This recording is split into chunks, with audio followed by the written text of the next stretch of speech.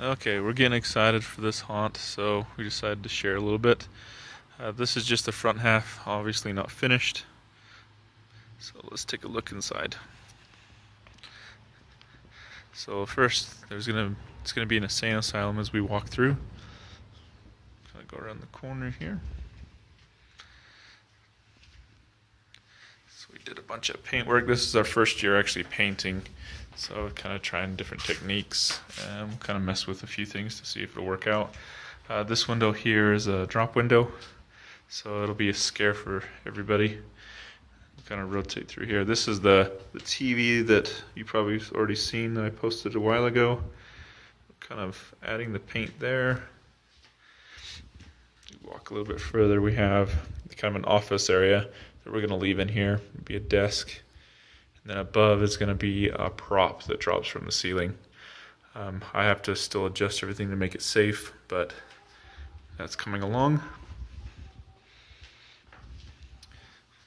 Real through here. Then we have some props that we've collected over the years just for decoration. Then up top I have all the sensors for the animatronics, but then I have homemade LED lights. If you want to know how to make those, I'll share a link that I found on YouTube. They've come in real handy. They probably cost me about $1.50 each. They're really easy to do. Here's the zombie area that's going to be kind of the hazardous waste. This is all black lights, so this has turned out really well. Also, this is the piece from Home Depot.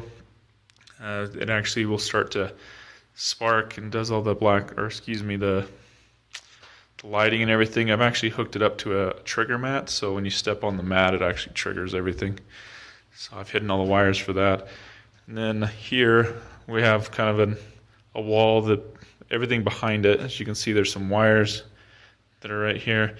There's LEDs inside, so the back of it lights up on that side. And then of course we continue with the black lights. And then I have a fog machine. So up here in this fitting and everything, fog will come out of there. It's going to be low-lying fog, so it goes through a chiller. So it just kind of falls to the ground. It doesn't stay very long either, so it doesn't get too foggy in here. We have all of our piping here, some lights up there. The lights will light up this animatronic here. This is a zombie that his front half drops down, and so just the front will go up and down and his head will twist. So that one's triggered by that sensor back in the corner. So that's exciting this year.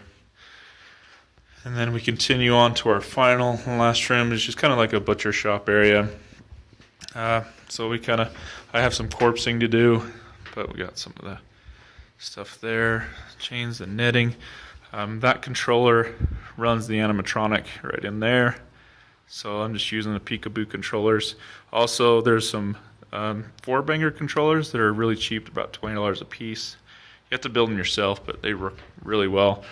And you have to program them and everything, but that's good. So in here, I'm going to use the table. We'll put another corpse here.